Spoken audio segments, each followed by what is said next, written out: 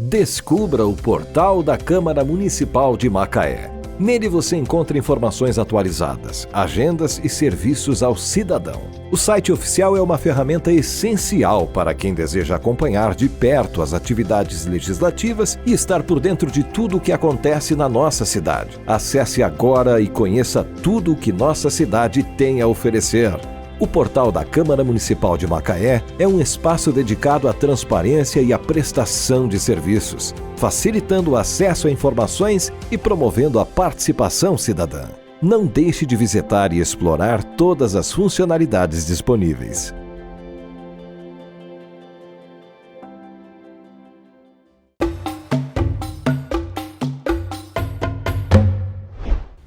Olá, estamos no ar com mais um Raízes, o programa que conta a história de quem faz parte da história de Macaé. Antes da gente começar o programa de hoje, eu vou pedir para poder você acessar as redes sociais da TV Câmara, curtir, comentar, compartilhar. Aqui na nossa plataforma a gente tem diversos outros podcasts. Temos podcast que fala para a mulher, tem um podcast que fala com o povo, com a população de Macaé, que é o Pod Povo. Temos o podcast que fala com a política de Macaé. E hoje a gente está trazendo o Raízes, que conta a história de quem faz história, de quem sabe da história, de quem fez parte da história. E hoje eu trago Dona Ivânia Ribeiro. Ela é professora aposentada, vice-presidente do Sindicato de Professores, né, isso, Dona Ivânia? Eu não sei se é doutora ou dona. Não, Ivânia mesmo. É dona. Ó, presidente da Sociedade Musical Lira dos Conspiradores. Eu não conheço, mas antes de começar o podcast aqui, já estava trocando um bate-papo com ela, ela estava me explicando como funciona. E uma coisa que chamou muito a minha atenção e também tocou muito o meu coração, que ela é presidente da Fundação Educacional Luiz Ride. Gente, eu sou... mexe com o coração de muita gente, porque o Luiz Ride faz parte, né, da gente. A gente cresceu, da nossa educação, da nossa formação. Antigamente a educação era uma formação, né, Ivânia? Cada educação atende a um determinado momento histórico, né? Então, quando você fala antigamente, pode ser na época em que a gente usava saia com preguinhas, não é? Mas todos os tempos têm coisas positivas e coisas negativas, né? Como nós estávamos conversando, às vezes a gente diz assim, a disciplina de hoje não é a mesma de anos atrás nas escolas. Tá, mas também a capacidade crítica de hoje não é a mesma de alguns anos atrás, em que os alunos não ousavam perguntar, tirar dúvida, discordar, contestar. E hoje a gente tem um aluno com um senso crítico bem maior. Eu fui de uma época em que a gente não podia, de forma alguma, discordar de professor. Eu estudei primário, ginásio e parte da faculdade no período da ditadura. Então, nós obedecíamos cegamente. Era muito difícil ter essa liberdade de questionamento. Nós temos coisas para melhorar na educação, mas também nem tudo está perdido, né? A gente já avançou bastante. Fala um pouquinho para mim da história do Luiz Ride, porque isso me encantou quando a senhora começou a falar, abriu o olho, assim, saltou. Tem uma transição ali, motocoqueiro. Então, o Luiz Ride você conheceu depois que acabou o chamado exame de admissão ao ginásio. Eu passei por uma época em que a gente fazia o primário e depois tinha que fazer uma prova de seleção para estudar no Luiz Ride, porque não havia vaga para todo mundo entrar no colégio ginasial, que era praticamente o único daqui da cidade, né? Então, eu me lembro que quando a gente conseguia ver o nome na listagem que era colocada ali na porta, era uma festa. No ano em que eu fui aprovada, o alvoroço era tanto em frente ao colégio, tanta gritaria, tanta alegria. Hoje não, hoje existe vaga, né? A lista de espera é muito pequena, mas o Luiz Ride é um marco na história de Macaé. Não só por ter sido o primeiro grande colégio, antes do Luiz Ride havia o Colégio Macaense, que era também na Teixeira de Gouveia, oferecia um ensino avançado de ginasial. Mas era uma casa antiga, chovia mais dentro da casa do que fora. E aí, um grande empresário macaense chamado Luiz Ride conseguiu fazer uma doação. Ele já morava em São Paulo, mas vendo a necessidade do município, ele contribuiu financeiramente para aquele primeiro prédio, o que dá a fachada para Teixeira de Gouveia. Isso em 1956, né? No ano em que nós completávamos o centenário do enforcamento de Mota Coqueiro. E ao que tudo indica, Mota Coqueiro foi enforcado ali, naquele terreno, né? Tem até um texto muito bonito de José do Patrocínio, em que ele conta o cortejo que acompanhou Mota Coqueiro até o momento derradeiro, né? Na Praça da Luz, a antiga Praça da Luz. José do Patrocínio conta que Mota Coqueiro teria passado pela igreja São João Batista, e a igreja São João Batista, que é aqui na praça, fez aquele trajeto. Tinha uma rua que saía direto no Luiz Ride. Não havia casas ali onde tem a Galeria Carapebus, nada daquilo havia. Então, da igreja São João Batista, passava-se direto para o pátio do colégio, do atual colégio, né? Que antigamente era a Praça da Luz, porque tinha um motor gerador de luz para a cidade. Então, exatamente em 1956, eu tenho esse jornal guardado na fundação, o governador do estado vem a Macaé inaugurar o Colégio Luiz Ride, né? O estado tomou posse, assim, informalmente, daquele prédio, que na verdade não é um prédio do estado, é um prédio particular da fundação. Por isso que é uma fundação. É uma fundação que é mantenedora de todos aqueles prédios que vão desde a Teixeira de Gouveia até a Francisco Portela. O prédio da antiga Fafima, o outro prédio lá dos fundos, existe uma fundação que é a mantenedora disso tudo. Agora a gente está vendo com o Estado a possibilidade de formalizar essa passagem do prédio Luiz Ride para o Estado, porque até então o Estado não tem documento nenhum daquele prédio que usa há 60 e tantos anos. Então, essa inauguração, 1956, foi muito interessante. Eu deveria até ter trazido o jornal, já está amarelo. O governador recebendo as chaves do colégio. Olha a importância que tem esse colégio para Macaé. Não é qualquer escola que é inaugurada pelo governador.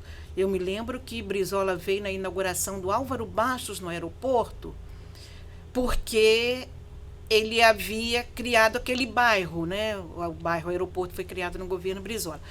Mas não me lembro de nenhum outro caso em que um governador tenha comparecido. E justamente no centenário em que Mota Coqueiro foi enforcado. E aí a gente tinha um discurso de um antigo diretor, o Zé Domingues, foi diretor durante anos do Luiz Ride, e ele dizia assim, olha, quem venceu a praga de Mota Coqueiro foi o Colégio Estadual Luiz Ride, porque o verdadeiro progresso começa com a educação. O verdadeiro progresso não começa com economia, começa com a educação, e ali onde Mota Coqueiro foi enforcado, nasceu o maior colégio de Macaé. O que mais fez história, né? Com Porque certeza. todo mundo passou por ali. Até hoje, curso normal, formação de professores é Luiz Ride, né? Tem gente que vem de Carapebus para lá. Então, isso para a gente é muito significativo, né? A comunidade macaense tinha que ver isso como uma dádiva, né? Esse colégio é um marco para Macaé. Eu sempre falo aqui, em quase todos os programas eu falo que Deus é muito oportuno. Eu estava passando essa semana na frente do Luiz Ride, né, e eu pensando no Raízes. Eu falei assim, gente, seria muito interessante eu trazer para Raízes alguém que fizesse parte, que pudesse contar parte da história do Luiz Ride. Porque esse colégio, ele é muito emblemático. Eu até encontrei, desculpa interromper, Niri, filha do primeiro diretor do Luiz Ride, filha de seu Pierre. Seu Pierre deu aula ali, ele é que chamava os professores para trabalhar, antes mesmo do Estado assumir, era um colégio particular. E seu Pierre é que tomava conta e até precisava varrer o colégio, ele varria, ele era diretor, coordenador, era tudo. Eu falei, Niri, quando a gente conseguir, e isso está prestes a acontecer, quando a gente conseguir formalizar a situação do prédio e passar de fato para o Estado, que o Estado ainda não tem o título de propriedade dali, Quando a gente conseguir fazer isso, você vai estar presente na cerimônia, representando o primeiro diretor, seu Pierre. Ai, que honra! Eu falei, prepare o coração, porque vai ser uma emoção muito forte. A gente está negociando com o Estado, a Procuradoria do Estado já reconheceu que não é dona do prédio, mas está acertando com a Fundação para a gente deixar tudo em dia, né? E esperamos que a praga de mota coqueiro foi vencida pela educação. Foi vencida pela educação e não recai agora nesse momento em que a gente está acertando os ponteiros com o Estado, né? Nós, que eu digo Fundação, acertando com o Estado a situação desse colégio, né? Que precisa e merece. Ivane, como que é ser presidente do colégio que você fez concurso? Um concurso, né? Para poder passar e estudar. Então, fui aluna na época do ginásio, fui aluna na época do curso normal, depois professora, né? Antes de trabalhar no Matias Neto. São 3 períodos. 3 períodos. Antes de trabalhar no Luiz Ride, eu dei aula no Matias Neto, e até foi uma experiência muito positiva, na época era supletivo.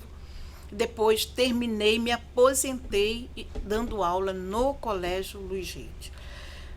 E ali a gente só atravessou a esquina para fazer faculdade na Fafima, que também é filha da mesma Fundação Educacional Luiz Ride, que a fundação teve 2 filhos, um filho é o colégio, outro filho é a antiga Fafima.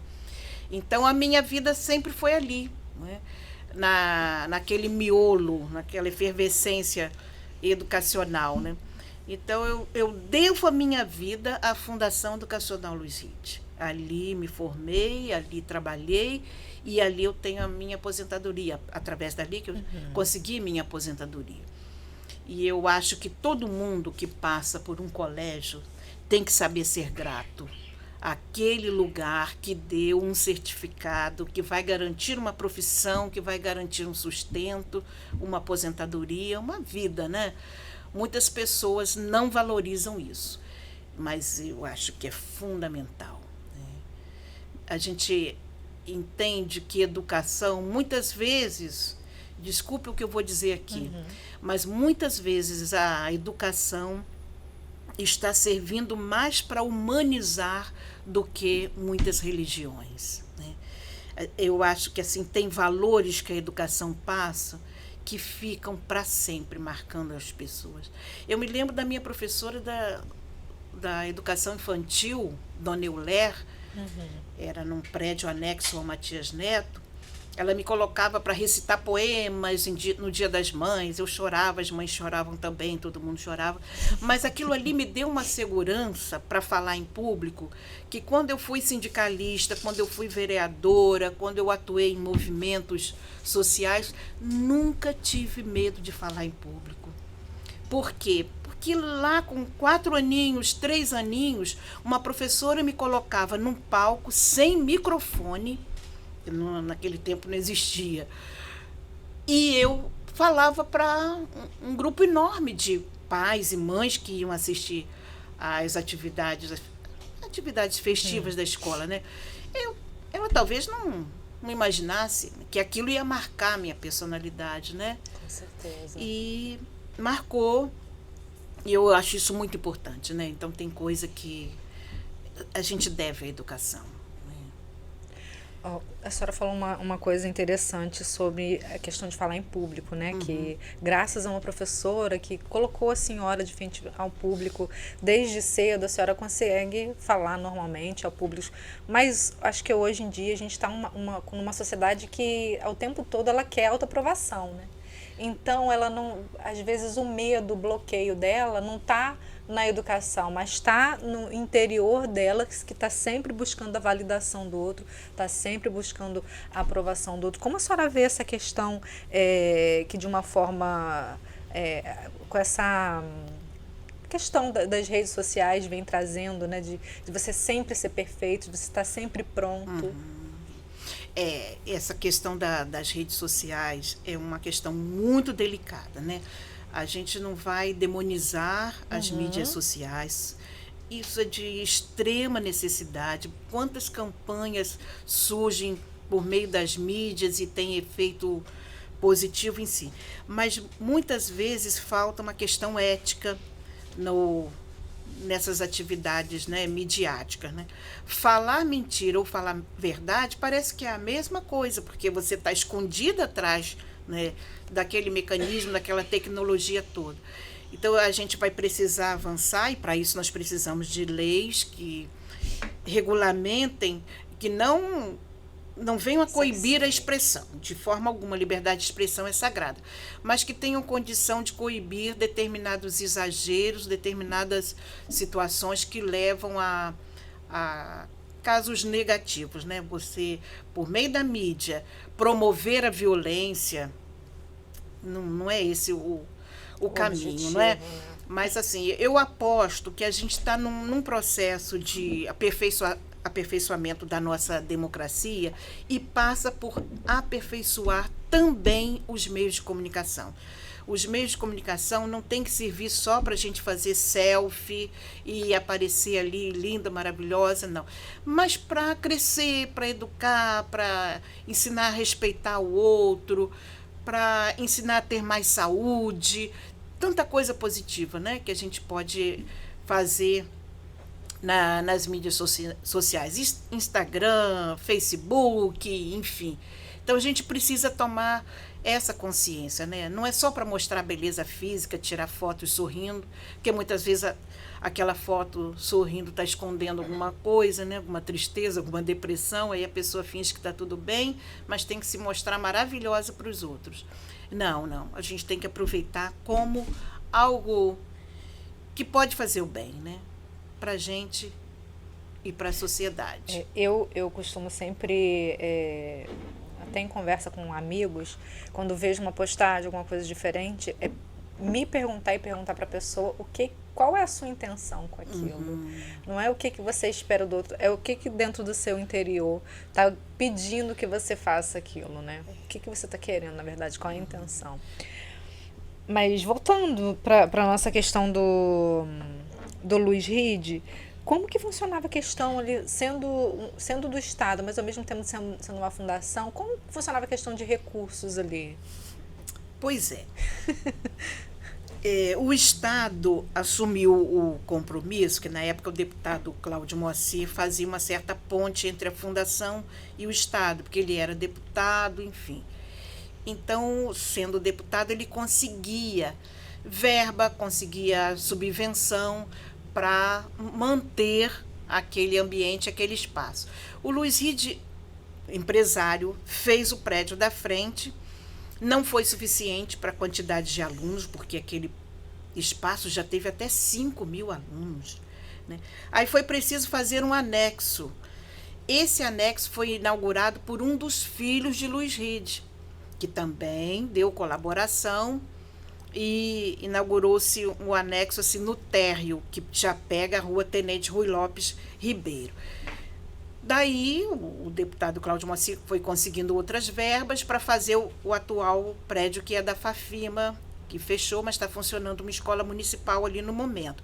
Então, assim, a articulação entre o município e o Estado sempre aconteceu por motivação, por ajuda desse grande político macaense que foi Cláudio Moacir, né? Tem nome em tudo quanto é lugar, nome de ponte, nome no Palácio Legislativo. Então, a manutenção se dava através desse convênio. E o Estado também, sabendo que estava usando o prédio, precisava conservar e sempre fez manutenção, construiu aquele anexo lá nos fundos, com a intenção de remanejar os alunos da Teixeira de Gouveia lá para o prédio da Silva Jardim, mas também o prédio não comportou, então acabou usando os dois. É uma novela que tem mais de 60 anos. Aí hoje, quando o subsecretário de Educação vem aqui para conversar uma solução, eu digo assim, olha, foram 11 longos capítulos, 11 tentativas de comodato entre a Fundação e o Estado para ajustar a situação, e agora parece que finalmente nós vamos conseguir resolver. E isso é muito bom, eu me sinto muito honrada de estar participando desse momento, né? Porque ali acontece o seguinte, Se o prédio não for para o nome do Estado, qualquer prefeito lá na frente pode assumir aquele espaço todo. Aí fica municipal. Fica municipal. Por quê? Porque como o terreno foi doado pela prefeitura, então, se um dia a fundação deixar de existir, não tiver mais conselheiro, não tiver mais CNPJ e tal, qualquer prefeito pode pegar todo aquele espaço ali, dar um tchau pro Estado e usar com qualquer finalidade. E a gente quer manter a finalidade sagrada, que foi o desejo do Luiz Ride, de ter ensino médio, né? Ter ensino público. Né? E essa é a luta. Ivânia, como que é ser presidente de uma fundação educacional? Porque a gente estava agora falando da questão de prefeitura, né? Dele se tornar municipal e fundação e Estado é um pouco diferente também, é separado, não são as mesmas coisas. Né? Não, a fundação é de direito privado, não tem dono, tem um grupo de 20 conselheiros que trabalham gratuitamente. Nosso trabalho é voluntário, não pode receber um tostão. E o compromisso da fundação é manter a finalidade do instituidor. O instituidor, no caso, foi o Luiz Ride. O desejo dele é que aquele espaço fosse usado para a educação. Então, a nossa tarefa é fazer com que ali aconteçam cursos diversos, modalidades diversas. Tem o EDA da Flon, que está funcionando do 1º ao 5º no antigo prédio da Fafima. Tem que ser sempre alguma atividade educacional. Essa é a função da fundação, ser como que fiscal, né, da finalidade. E até agora a gente não tem deixado nada diferente acontecer para manter o desejo do fundador. Mas digamos que daqui a algum tempo não haja mais ninguém com vontade de ser conselheiro, porque hoje é muito difícil achar pessoas para trabalho voluntário. Né? Então, se isso um dia deixar de acontecer, se a fundação morrer, a prefeitura, por ter dado o terreno, a prefeitura seria, né, a proprietária de tudo aquilo ali.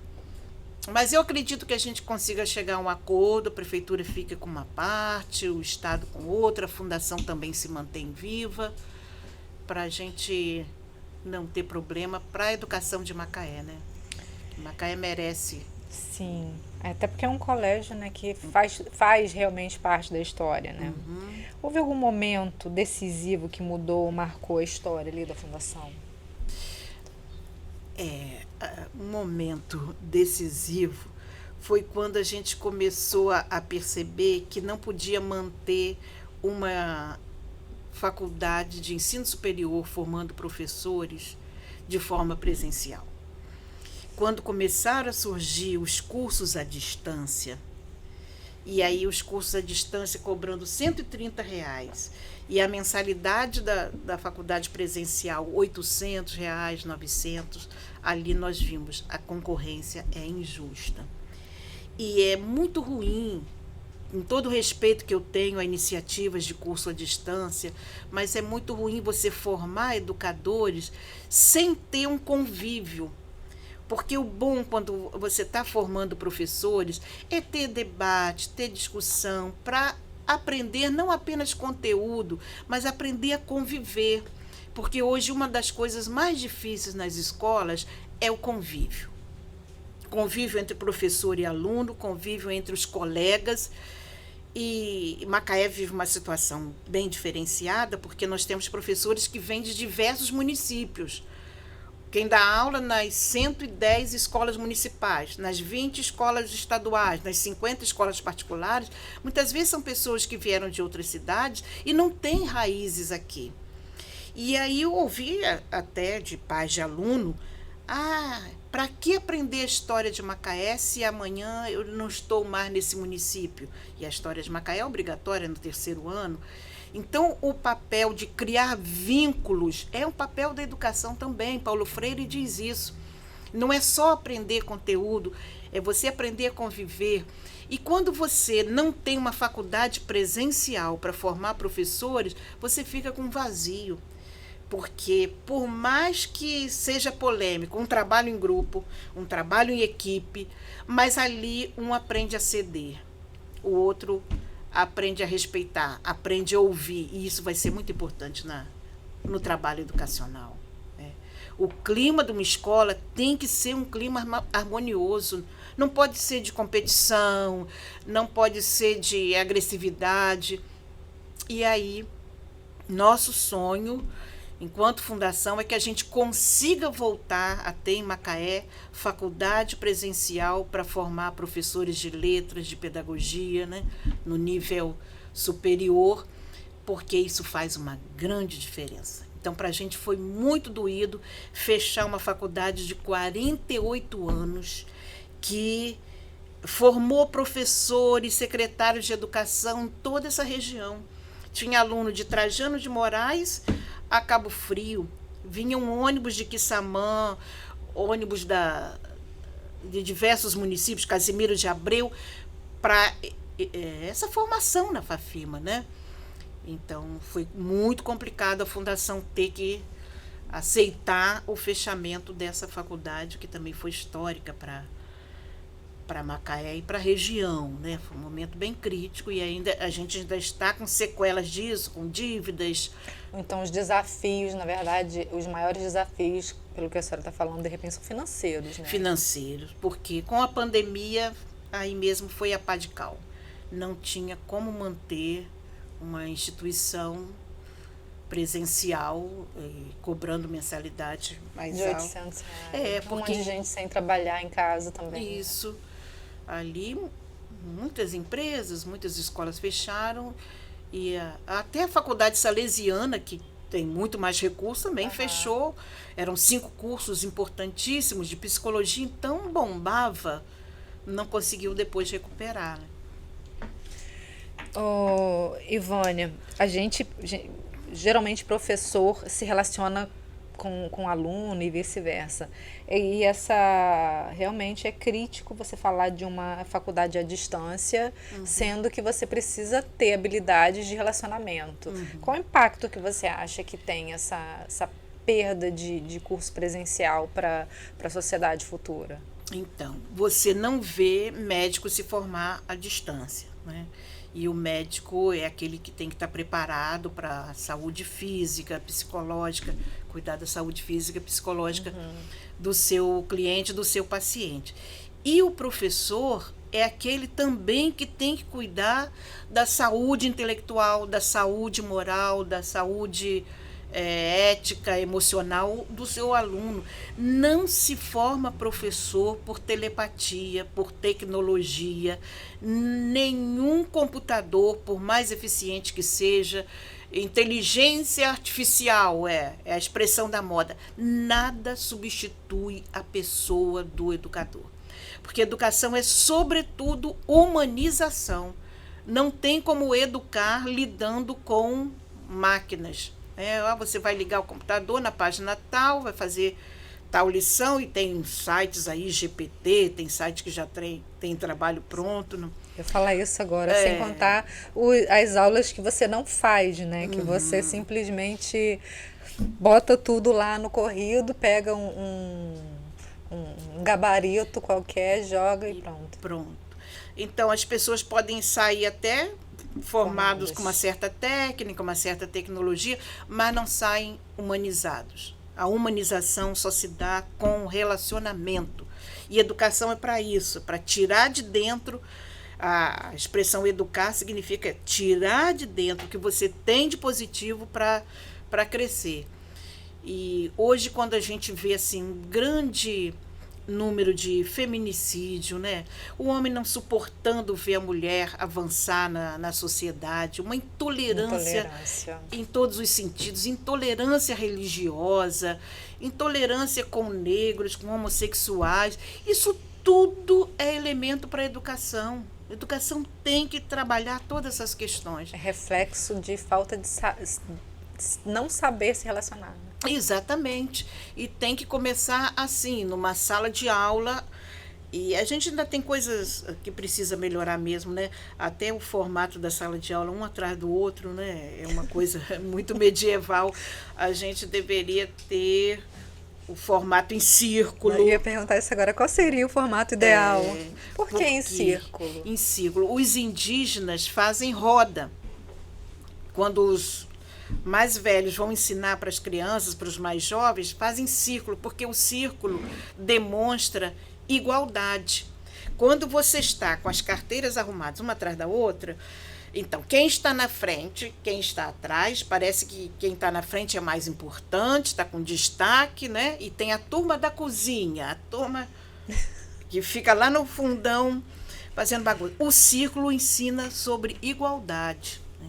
Então, você trabalhar essa questão do formato também já é dizer alguma coisa.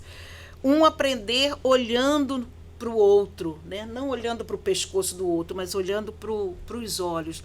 A gente ainda não consegue fazer isso nas salas, mas é importante criar esses espaços, né? No pátio, até mesmo no refeitório, momentos assim, porque a gente está vendo um crescimento no mundo, aí saindo até do Brasil, né? Um crescimento da violência muito grande, né? Não é por acaso uma guerra. A gente fala da guerra da Ucrânia e da Palestina, mas nós temos guerra na África há décadas, que não dá ibope por ser África, né? Mas determinados países da África estão em guerra há muito tempo. Então, isso tudo precisa ser visto de uma outra maneira. Que mundo que nós estamos alimentando, né? Educação é muito mais do que simplesmente passar conteúdos. Isso você pode ler. Educação é realmente aquela busca de transformação para que a pessoa tenha mais consciência, tenha mais sentimento, né? Eu não vejo saída que não seja pela educação. Saída para um mundo menos violento. Claro que a gente não é ingênuo, porque a história da humanidade, nós temos 5.000 anos, 6.000 anos de história narrada, né? Tem muito mais do que isso, mas escrita, mais ou menos isso. E sempre tem violência, mas nós estamos chegando a um patamar muito ruim, porque hoje a gente tem a energia nuclear, né? A gente tem a bomba nuclear. Então, o risco da humanidade ser prejudicada, exterminada, é muito maior, né? E aí a gente tem que trabalhar esses valores, né? De convívio, de tolerância, de respeito, né? Falando em valores, me veio à mente a questão de moral e ética. Queria que você falasse um pouquinho, já que você está bem adentrada desse assunto. Como que você vê a ética da sociedade hoje em dia, como ela tem sido aplicada na educação, não só dentro de escola, mas na sociedade em si? Isso, porque a gente educa não só dentro de escola. Né? Eu estou passando uma experiência muito positiva na Lira, porque a gente vê como que a música educa. Né? Fala para mim o que é Lira. Então, eu estou à frente da Lira dos Conspiradores, junto com um coletivo muito interessante, e é uma sociedade que nasceu com uma ética, né? Você perguntou sobre ética, né? A Lira foi fruto de um racha. Existia a Nova Aurora, que tinha uma certa visão de mundo, uma banda de música tradicionalíssima, fantástica. Hoje mesmo eu recebi um convite do maestro da Nova Aurora para ir à Sala Cecília Meirelles assistir a uma apresentação da banda, que agora é uma orquestra, papapá. Mas essa Nova Aurora tinha uma diretoria com uma visão de mundo diferenciada do que a gente pensa hoje. Eles não aceitavam pessoas negras na banda. E aí determinados diretores acharam por bem criarem uma outra banda que não fizesse discriminação. Então, 4, 5 diretores saíram da Nova Aurora, criaram a Lira dos Conspiradores. Isso tem quanto tempo? Isso foi em 1882. Nossa. Há 142 anos nós estávamos ainda na escravidão, e a Lira dos Conspiradores cria um estatuto E esse estatuto muito atrevido diz que a banda da Lira dos Conspiradores não faria distinção de raça, de sexo, de idade, de condição social. Foi uma nova ética. Imagina, isso durante a escravidão, né? Surge uma banda de música que diz que não vai aceitar discriminação. Então, a questão da moral, a questão da ética, hoje em dia as pessoas levam muito para o lado da sexualidade. Ou institucional, né? Oh, meu Deus! Hoje você vê casais homossexuais vivendo juntos. Aí eu falei, eu conheço um casal homossexual que adotou 3 crianças do Semaia. Essas crianças foram geradas por uma família heterossexual, mas por diversos motivos elas foram colocadas num abrigo. E esse casal homossexual adotou 3 meninos e um deles passou em 3º lugar para o colégio de aplicação, que é uma disputa. Colégio de aplicação seleciona, assim, uma prova rigorosa, enfim.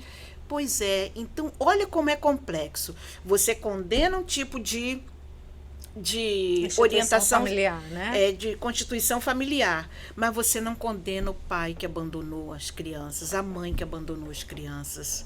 Isso você não condena, isso também é imoral. É profundamente imoral você ver um pai que não dá nem o sobrenome para o filho, não dá a pensão, não dá atenção, não dá carinho, né? Então você tem diversas questões aí para falar sobre ética, a questão do gênero, a questão racial. Quantas vezes as pessoas são discriminadas por causa da cor? E eu tenho muito orgulho de estar à frente da Lira, porque a Lira foi a primeira a aceitar pessoas afrodescendentes na banda. Até hoje a gente tem uma miscelânea danada na sociedade musical, né? Pessoal animado, alegre, isso é coisa da Lira, onde tem barulho tem Lira. Mas precisou ter gente de coragem, né? Para criar essa nova forma de ver um mundo onde um não é inferior ao outro, né? Por causa da cor, por causa do sexo. Inclusive aceitando mulher também. O estatuto previa isso. E causou um barulho tão grande que o próprio imperador mandou um mensageiro a Macaé. Que história é essa de Lira dos conspiradores? Daqui a pouco vão conspirar contra o Império também. Dá uma ideia de conspiração. Aí a diretoria da época, 1882, né, gente? Teve uma saída muito brasileira, né? Disse assim, olha, Vossa Majestade, papapé, se a gente quisesse conspirar contra o imperador, a gente não ia botar no papel, ia fazer as escondidas. Então, se nós colocamos no papel que não haveria discriminação de A, B ou C, é porque as nossas intenções estão dentro do contexto, né? Aí acabaram convencendo o imperador, depois numa festa religiosa, porque a Lira tem também uma capela ali dentro, né? A festa de Nossa Senhora da Penha, o imperador mandou até uma ajuda para a festa. Ficou tão convencido de que a Lira não ia botar fogo no mundo. Bem coisa de brasileiro. É uma coisa bem brasileira, mas é interessante esse jeitinho de lidar com o poder, né? Muitas vezes o poder é opressor, a gente vai come pelas beiradas para não sucumbir, né? Então, tudo isso a gente precisa debater, porque eu acho que a gente está num momento em que a palavra já não serve mais como antes, né? Eu fui de uma geração que comprava coisas na mercearia, no mercadinho, comprava com uma cadernetinha. Os pais da gente mandavam a lista de material. Põe no prego. Isso, a gente ia lá, comprava, levava para casa e o dono do armazém anotava. Aí um belo dia estou eu na esquina Miramar, né, a esquina da travessia da linha, na mercearia de seu Luiz Portugal. Dei a lista, ele me deu os mantimentos e eu fiquei esperando que ele anotasse do caderno lá da venda, que era chamado de venda também. Aí uma hora ele descansou, olhou para mim, mas eu já não atendi você? Você quer mais alguma coisa? Eu pequenininha, com 2 sacolas que quase eram maiores do que eu. Eu quero que o senhor anote no seu caderno o valor que eu comprei hoje. O senhor esqueceu de anotar. Ele estava atendendo outras pessoas. Ele olhou para mim. Você não é filha de José Ribeiro? Eu falei, sou. Então, pode ir para casa. Sendo filho de José Ribeiro, eu não preciso anotar nada, porque ele sabe do dever Confiança. dele. Então, isso era um momento, né? A gente vivia numa Macaé onde as pessoas se conheciam, era um outro nível de contato. Agora tem que ser tudo preto no branco, né? Que vale o que está escrito, né? Vale o que está escrito, tem que conhecer bem. Então, isso exige que as pessoas tenham mais cuidado, né? Onde que eu estou pisando, com quem que eu estou falando. Exige que a gente se torne mais moral. Você não pode contar um segredo seu para todo mundo. Você tem que selecionar, não tem mais confiança como, né, um verdadeiro amigo que guarda um segredo, né? São muitas coisas em jogo. Dona Ivânia, no começo, nosso diretor sugeriu uma pergunta que eu vou fazer. Como que é encontrar com alunos hoje fora da instituição escolar? Ex-alunos, alunos, como que é para a senhora? Como que é essa relação, essa troca?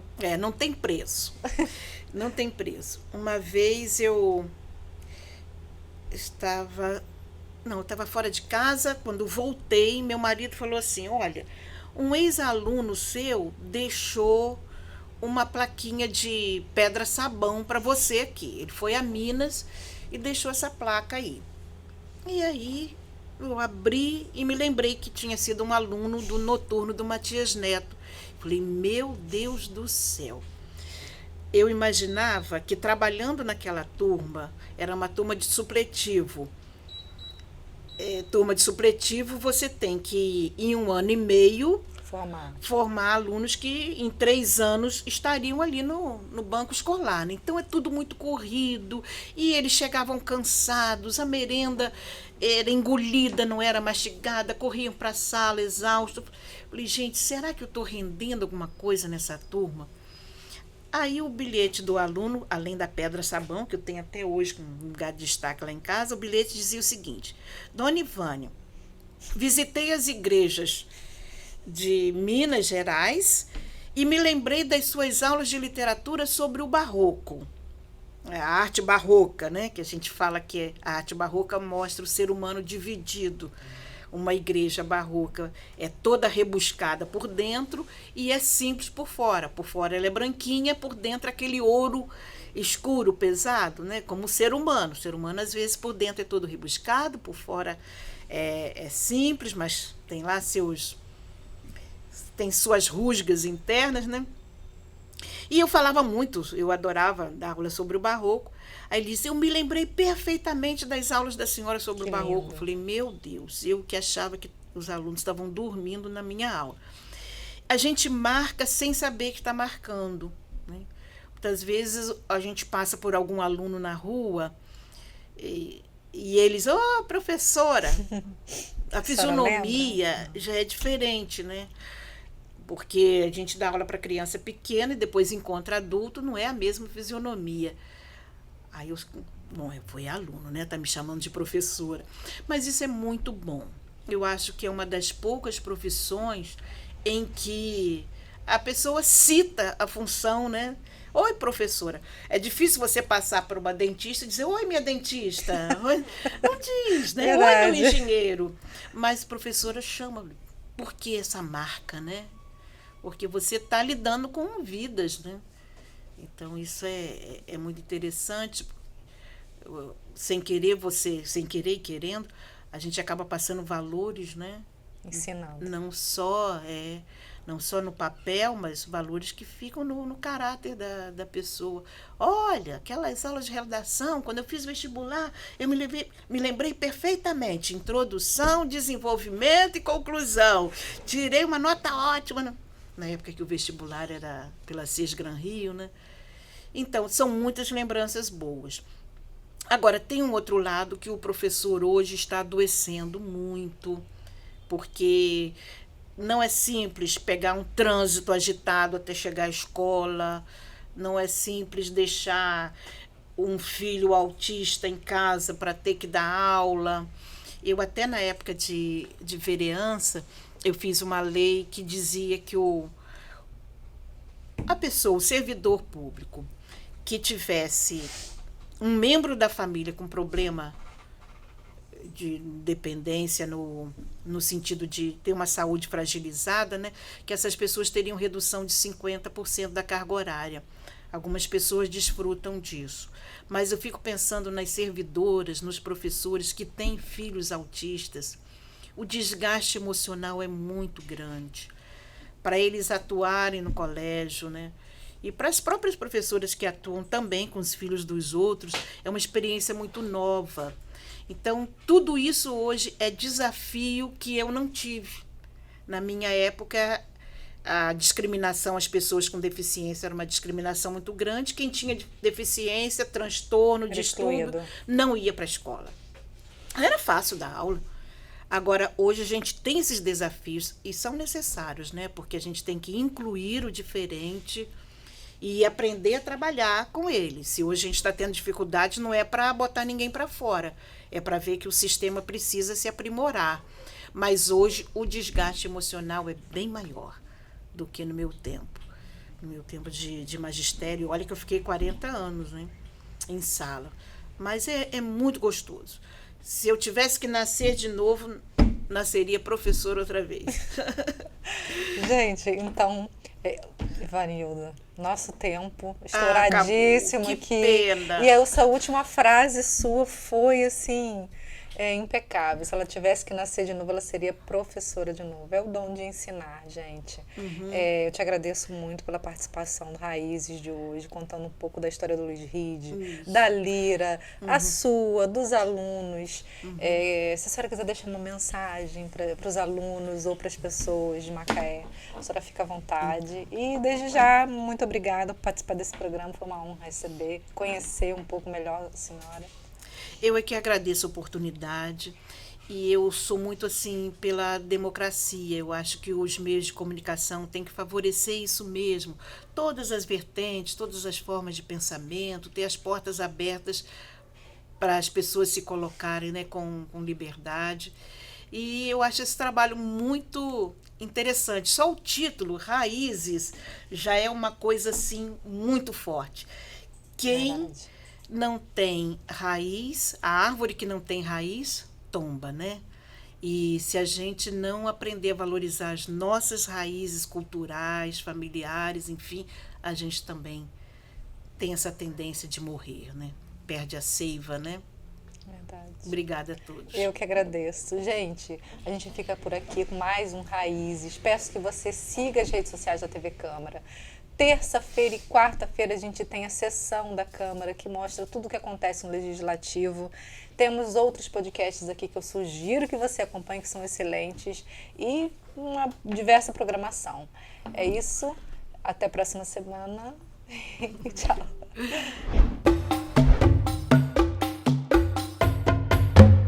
Descubra o portal da Câmara Municipal de Macaé. Nele você encontra informações atualizadas, agendas e serviços ao cidadão. O site oficial é uma ferramenta essencial para quem deseja acompanhar de perto as atividades legislativas e estar por dentro de tudo o que acontece na nossa cidade. Acesse agora e conheça tudo o que nossa cidade tem a oferecer. O portal da Câmara Municipal de Macaé é um espaço dedicado à transparência e à prestação de serviços, facilitando o acesso a informações e promovendo a participação cidadã. Não deixe de visitar e explorar todas as funcionalidades disponíveis.